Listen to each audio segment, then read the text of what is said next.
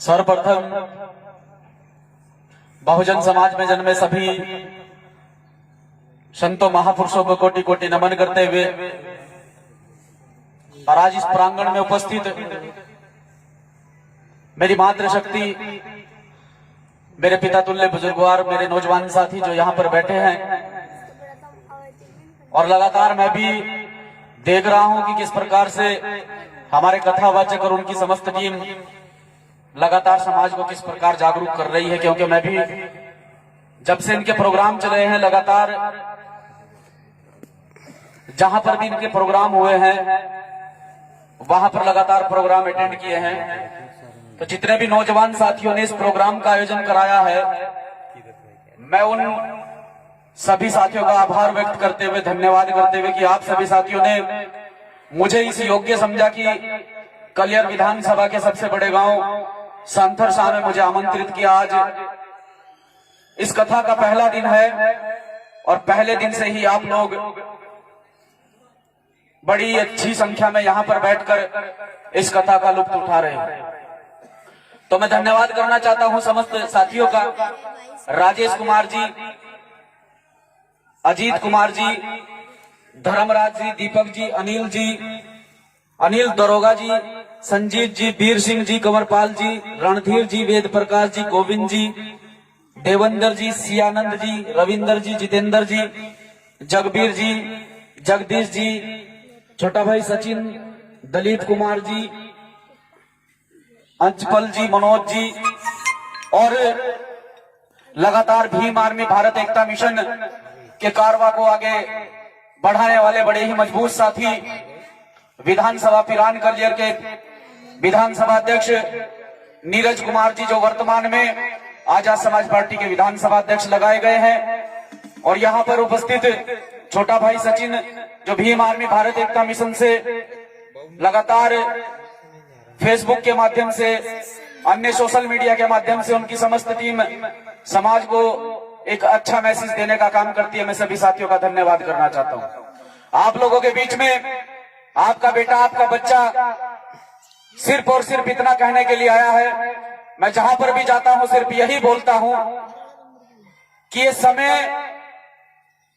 बड़ा कीमती समय है, और जब ये समय निकल जाता है तो हमारे पास पछतावे के अलावा कुछ नहीं होता है। तो कभी भी समय को आप लोगों को गंवाना नहीं है। आज आपके बीच में एक बड़े ही मधुर वाणी और बड़े ही अच्छे कथावाचक यहां पर बैठे हैं, जो अपनी मुखवाणी के माध्यम से आपको हर प्रकार से, हर जानकारी से आपको अवगत कराएंगे। अभी पहला दिन इस कथा का यहां पर है। तो सिर्फ इतना कहना चाहता हूं कि मेरे नौजवान साथियों, आप लोगों ने कथा का आयोजन तो कराया, ये बहुत अच्छी बात है कि आप लोगों ने कथा का आयोजन कराया। इस कथा के आयोजन के बहाने ही आप लोग यहाँ पर इकट्ठे होंगे, एक समाज में अच्छा मैसेज जाएगा, लेकिन इस बात को अपने तक सीमित मत रखना, इस कथा को अपने तक सीमित मत रखना। मैं सिर्फ इतना कहना चाहता हूं आप सभी साथियों को कि साथियों, जिस प्रकार से ये भीम आर्मी भारत एकता मिशन के नौजवान साथी रात दिन समाज को एक करने के लिए 24 घंटे आपके बीच में बने रहते हैं। हमारे आदरणीय बड़े ही सम्मानित साथी प्रदेश अध्यक्ष प्रतिनिधि किरत करणवाल जी, और आजाद समाज पार्टी के उपाध्यक्ष मिनाज भाई, वसीम भाई, आशीष भाई, और जितने भी साथी आप लोगों के बीच में काम को करते हैं। तो मैं सिर्फ इतना कहना चाहता हूं कि भले ही आप लोग इनका साथ दो ना दो, कोई फर्क नहीं पड़ता है, क्योंकि जब कोई क्रांतिकारी व्यक्ति आपके बीच में आता है तो क्रांतिकारी व्यक्ति को सिर्फ क्रांति करने से मतलब होता है, उसे ये मतलब नहीं होता कि मेरे बारे में कोई व्यक्ति क्या कहेगा क्या नहीं कहेगा। अगर आप लोग इनका साथ नहीं दे सकते हो, आप लोग इस विधानसभा से नीरज भाई का साथ नहीं दे सकते हो, आप अपने बेटे अपने बच्चे का साथ नहीं दे सकते हो, तो टांग खींचने का भी काम मत करना। क्योंकि आज के समय में बाबा साहब डॉक्टर भीमराव अम्बेडकर साहब की बदौलत आज हम लोग यहाँ पंडाल लगाकर बैठे हैं। मैं बोल रहा हूं, ये यहाँ कथावाचक कथा आप लोग लोगों के बीच में कथा सुना रहे हैं। ये संगीतकार जो यहाँ पर बैठे हैं, ये ढोलक वादक जो आपके बीच में बैठे हैं, ये सिर्फ और सिर्फ अगर किसी ने अधिकार दिए हैं तो बाबा साहब डॉक्टर भीमराव अंबेडकर साहब के बदौलत ये अधिकार मिले हैं। जिस संविधान को इस देश के अंदर लागू किया गया है, जिस संविधान के आधार पर ये देश चलता है,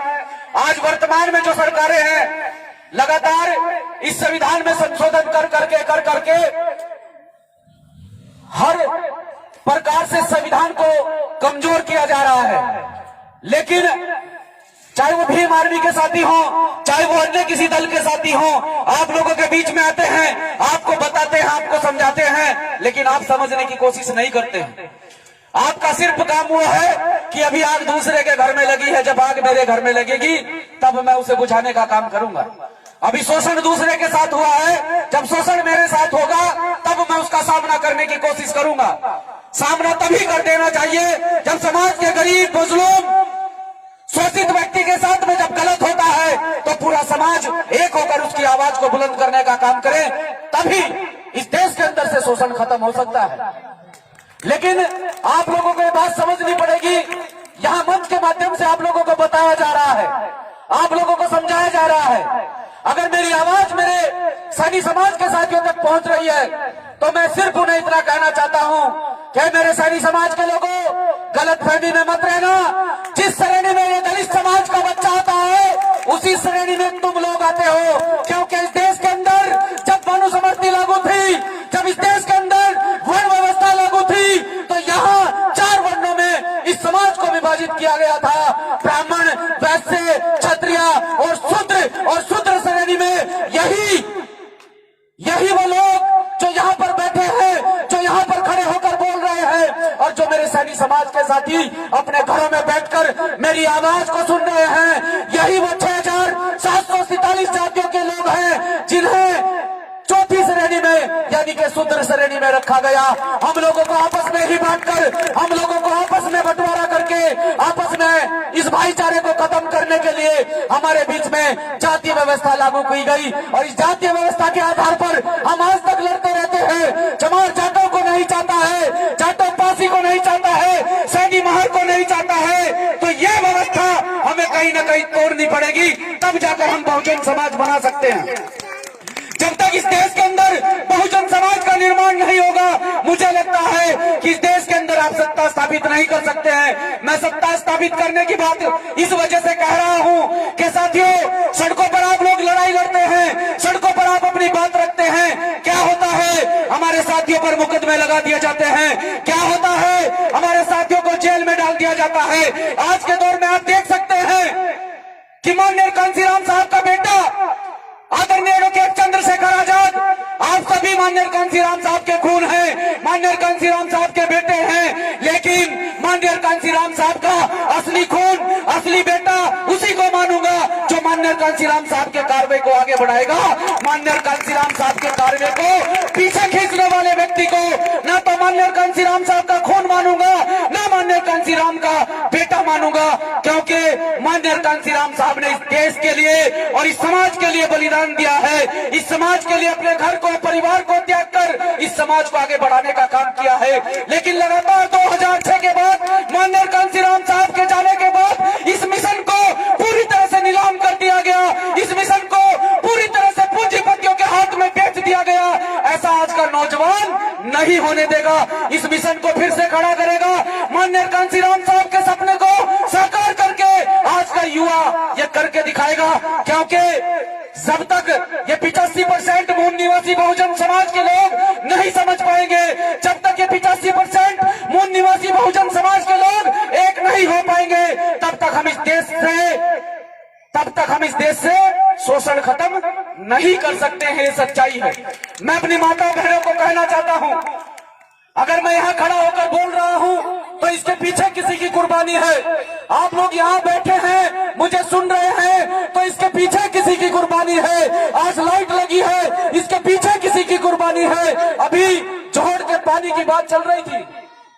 इस देश के अंदर खास तौर से मैं समाज की बात कर रहा हूं। इस बहुजन समाज को, इस देश के अंदर इस बहुजन समाज में जितनी भी बिरादरी आती हैं, चाहे वो चमार है, चाहे वो जाटल है, चाहे वो सैनी है, पासी है, धोबी है, कुर्मी है, गुजर है, नाई है, जाट है, तमोली है, तेली है, वो कोई भी व्यक्ति है, इस पूरे बहुजन समाज ने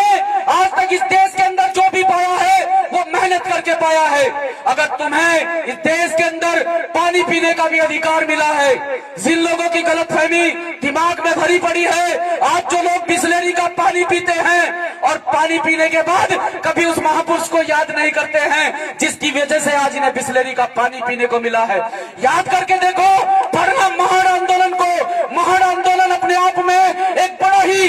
भारी और प्रखंड आंदोलन है, क्योंकि महान आंदोलन के समय बाबा साहब डॉक्टर भीमराव अंबेडकर साहब को पहली बार चोट आई थी और 20 मार्च 1927 को बाबा साहब ने साबित कर दिया था महान आंदोलन करके कि मेरे समाज के बच्चों,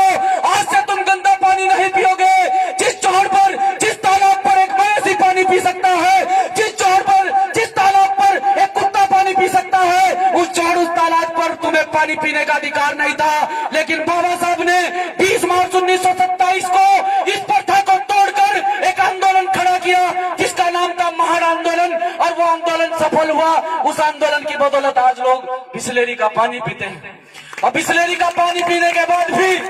कहते हैं कि मैंने 20 रुपए का बिस्लेरी का पानी पिया है। ये बिस्लेरी का पानी पीने की अगर औकात कहीं से आई है तो बाबा साहब डॉक्टर भीमराव अंबेडकर साहब के बलिदान की वजह से ये आप लोगों की औकात हुई है। आज बाबा साहब के बलिदान को, बाबा साहब के त्याग को, बाबा साहब के समर्पण को हमारे समाज के लोग भूलते जा रहे हैं। मैं पूछना चाहता हूं अपनी माताओं बहनों से कि जब हमारे पास में हर प्रकार से हर व्यवस्था है, आप दूसरों के यहाँ जाकर मत्था टेकने का काम क्यों करते हैं? आप दूसरों के सत्संगों में जाकर उनकी व्यवस्था को आगे बढ़ाने का काम क्यों करते हैं? जब आपके पास में मिशन है, आपके पास में विचार है, तो उस मिशन, उस विचार को आगे बढ़ाने का काम करें। मैं तो सिर्फ इतना कहना चाहता हूं कि मैं भी 2014 का बेसिक इंजीनियर हूं, लेकिन मेरे अंदर ललक थी समाज की, मेरे अंदर जज्बा था समाज में काम करने का। मुझे आदरणीय एडवोकेट चंद्रशेखर आजाद ने दिशा दिखाई और मैं लगातार समाज में लगातार एक प्रचारक की भांति, एक छोटा सा कार्यकर्ता भीम आर्मी, एक छोटा सा कार्यकर्ता आजाद समाज पार्टी होने के नाते आप लोगों के बीच में लगातार कार्य कर रहा हूं। लेकिन मैं पूछना चाहता हूं, यहाँ आपके गांव से सब इंस्पेक्टर भी है, आपके गांव से जेई भी है, मेरे साथ का लड़का यहाँ से जेई है राहुल, मेरे साथ का लड़का मेरे साथ में पढ़ा है, मेरे साथ का लड़का जेई है। लेकिन मैं यहाँ पर खड़ा होकर आपके साथ में, मैं यहाँ पर खड़ा होकर आपके साथ में बात कर रहा हूँ, आपको समझा रहा हूँ, क्योंकि मैंने एक रास्ता दूसरा अपनाया। मुझे लगता है कि समाज को कहीं ना कहीं जागरूक करने की आवश्यकता है, समाज को कुछ बताने की आवश्यकता है। जब तक ये समाज टुकड़ों में बटा रहेगा और जब तक ये समाज मनुवादी व्यवस्था में लिप्त रहेगा, तब तक इस समाज का कोई सुधार नहीं कर सकता है। आप देख सकते हैं कि हमारे ही बीच से संत शिरोमणि सतगुरु समनदास जी महाराज जी हमारे बीच से चले गए, उनका शरीर पूरा हो गया, लेकिन इस समाज को संत शिरोमणि सतगुरु रविदास जी महाराज जी के नाम पर, उनके मिशन के नाम पर एक करके चले गए। लेकिन आज के समय में उस इकट्ठे समाज को भी हम कुछ समझा नहीं पा रहे। तो क्रांतिकारी आते हैं, क्रांतिकारी चले जाते हैं, क्रांतिकारी आते हैं, क्रांतिकारी चले जाते हैं, फिर कोई क्रांतिकारी आएगा, फिर कोई संत आएगा, महापुरुष आएगा, फिर वो आपको समझाने का काम करेगा, फिर आप लोग उस व्यवस्था में लिप्त होने का काम करेंगे। जिस टाइम वो आपको समझाने का काम करता है, उस टाइम आप उसकी बात को सुनने का काम नहीं करते। तो आपको समझना पड़ेगा, आपके बच्चे, आपके बेटे आपके बीच में खड़े होकर कुछ बोल रहे हैं। मैं भी कहना चाहता हूं मेरी माताओं बहनों से कि अगर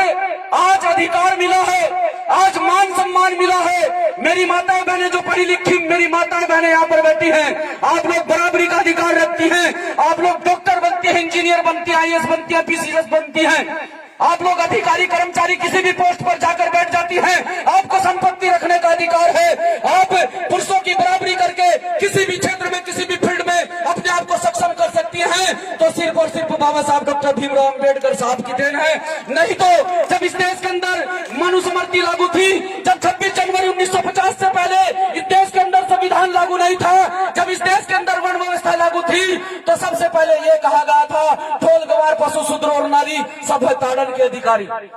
वो महिला किसी भी जाति, किसी भी वर्ग, किसी भी समुदाय की हो, आज बहुत सी महिलाओं के दिमाग खराब है। मैं उन महिलाओं को कहना चाहता हूं कि वो महिला किसी भी जाति, किसी भी धर्म, किसी भी समुदाय की महिला हो, उस महिला को पढ़ने का अधिकार नहीं था, उस महिला को संपत्ति रखने का अधिकार नहीं था, उस महिला को घर से बाहर निकलने का अधिकार नहीं था। और अगर समय से पहले उस महिला का पति मर जाता है तो उस महिला को सती कर दिया जाता था। इस प्रथा को तोड़ने का काम अगर किसी ने किया है तो महान शख्सियत बाबा साहब डॉक्टर भीमराव अम्बेडकर साहब ने किया है। आज महिला अपनी मर्जी से अगर किसी कारणवश उसके पति का देहांत हो जाता है तो वो अपनी मर्जी से अपना जीवन यापन कर सकती है। शुक्र मनाओ बाबा साहब डॉक्टर भीमराव अम्बेडकर साहब का, शुक्र मनाओ बाबा साहब डॉक्टर भीमराव अम्बेडकर साहब का। नहीं तो मेरी माताएं बहनें जो यहाँ पर बैठी हैं, अगर 9 दिन का दिया जलाने से कोई डॉक्टर बन सकता है, अगर 9 दिन का दिया जलाने से कोई इंजीनियर बन सकता है, अगर 9 दिन का दिया जलाने से कोई IAS PCS बन सकता है, तो ये मैं सबसे पहले ये माइक छोड़कर अपने सभी कार्यकर्ताओं को, अपने सभी पदाधिकारियों को, जो पढ़े लिखे नौजवान इस मिशन में काम कर रहे हैं, सबको प्रेरित करूंगा कि छोड़ दीजिए ये काम, छोड़ दीजिए ये माइक। सबसे पहले हम 9 दिन का दिया जलाएंगे। अगर 9 दिन का दिया जलाने से कोई doctor, engineer, IAS doctor PCS बन सकता है तो बताइए, अगर डॉक्टर, इंजीनियर, IAS PCS बनेगा तो अपनी मेहनत की बदौलत बनेगा। और वो मेहनत आप लोगों को समय करनी होगी, क्योंकि साथियों यहाँ इस देश के अंदर मांगने से कुछ नहीं मिलता है। मांगने से तो हम लोग, आज हमने एक ज्ञापन दिया, आज हमने एक प्रोटेस्ट किया और बड़ी ही महान शख्सियत, भारत देश के प्रथम राष्ट्रपति, भारत देश के एक ऐसी महान शख्सियत जिन्हें मिसाइल मैन के नाम से जाना जाता है, डॉक्टर APJ अब्दुल कलाम साहब, हमने एक ज्ञापन के माध्यम से अवगत कराया सरकार को कि पूरे जिले में उठाकर देख लीजिए, पूरे जिले का बोरा निकाल कर देख लीजिए, पूरे जिले में कम से कम मनोवादी व्यवस्था के लोगों के 1000 मंदिर होंगे, लेकिन महापुरुषों का मान सम्मान आप लोगों ने कहाँ रखा। हमने एक आवाज उठाई कि इस तिराहे पर डॉक्टर APJ अब्दुल कलाम साहब की स्टेचू लगनी चाहिए, इस तिराहे पर डॉक्टर APJ अब्दुल कलाम साहब की स्टेचू के साथ साथ में इस तिराहे का नाम डॉक्टर APJ अब्दुल कलाम साहब के नाम से रखा जाना चाहिए। लेकिन ये डर देखिए, ये डर है आप लोगों का, ये डर है भीम आर्मी का, ये डर है इन साथियों की एकता का कि मनोवादी व्यवस्था के लोगों ने वहां एक टेम्परेरी लाकर मूर्ति दुर्गा माता की रख दी है। हम दुर्गा माता, हम किसी भी देवी देवता का अपमान करने के लिए यहाँ नहीं आए हैं, लेकिन इतना कहना चाहते हैं कि जिन महापुरुषों ने इस देश के लिए बलिदान दिया, जिन महापुरुषों ने इस देश के लिए संघर्ष किया, जिन महापुरुषों ने अपनी संतानें तक इस देश के लिए कुर्बान कर दी, उन महापुरुषों को बराबरी का मान सम्मान इस प्रदेश के अंदर मिलना चाहिए। उन महापुरुषों को बराबरी का मान सम्मान इस प्रदेश के अंदर मिलना चाहिए। तो सिर्फ इतना कहना चाहता हूं कि मेरे समाज के नौजवान साथियों, बस इतना आप लोगों को मैसेज देना चाहता हूं कि कोई भी कार्य करने से पहले अगर आप अपनी जगह ईमानदार हैं, आप अपनी जगह सच्चाई के साथ में खड़े हैं, हमेशा सच्चाई के साथ में खड़े होकर काम कीजिए। गलत व्यक्ति आपके घर का भी होगा, उसे भी बर्दाश्त मत करना, और सच्चाई के साथ में बाबा साहब डॉक्टर भीमराव अम्बेडकर साहब के मिशन को, माननीय कांशीराम साहब के कारवा को आगे बढ़ाने का काम करना, ये उम्मीद आप लोगों से करता हूं। क्योंकि आरोप प्रति आरोप होते रहते, इससे कोई फर्क नहीं पड़ता है। क्योंकि मेरे बड़े बुजुर्गों ने कहा है, और ये कहावत भी है कि फलदार पेड़ पर हमेशा पत्थर लगता है, फलदार पेड़ पर हमेशा पत्थर लगता है, और झुकता वही है जिसके अंदर लचीलापन होता है। अकड़ा हुआ पेड़ भी जलाने के काम आता है, अकड़ा हुआ पेड़ भी जलाने का काम आता है। तो इसलिए आपको कहना चाहता हूं, कोई आपके बीच राह में आपको रोके टोके, आपको लालच दे, आपको लालच में नहीं आना है। आपको बड़ी ईमानदारी से इस मिशन को आगे बढ़ाने का काम करना है। आरोप प्रति आरोप होते रहते, इनसे घबरा के घर नहीं बैठना है। बस मेरी माताएं बहनें, आपसे उम्मीद करता हूं मैंने जो बोला शायद आपकी समझ में आया हो ना आया हो, लेकिन कथावाचक जो बोलेंगे, जो गाएंगे, वो आपकी समझ में बिल्कुल पक्का आएगा। मैंने भी बहुत सी जगह इनकी कथाएं सुनी हैं, बहुत अच्छे से और बहुत बारीकी से हर चीज आपको समझाकर जाएंगे, समझना आपको है, उसे समझकर अपने निजी जीवन में उतारना ये आपकी जिम्मेदारी है, क्योंकि महापुरुषों के विचारधारा को अपनी निजी जीवन में उतारना चाहिए, मुझे ऐसा लगता है। तो मैं सभी साथियों का एक बार फिर से धन्यवाद करते हुए, समस्त टीम का धन्यवाद करते हुए और कथावाचक जी का धन्यवाद करते हैं जिन्होंने मुझे हर जगह अपना मंच साझा करने का मौका दिया, मुझे इतना सम्मान दिया, मैं उनका आदर सत्कार करता हूं और उम्मीद करता हूं आप सभी साथियों से कि इस कथा को यहाँ जो भी साथी सुनने के लिए आ रहे हैं, इस कथा को बैठकर आराम से सभ्य तरीके से अनुशासन में सुनेंगे और सुनने के बाद इसे अपने निजी जीवन में उतारने की कोशिश करेंगे। जय भीम, जय संविधान, जय माननीय कांशीराम, जय भीम, जय भीम। बोलिए भारत रत्न बाबा साहब डॉक्टर भीमराव अम्बेडकर। आइएगा।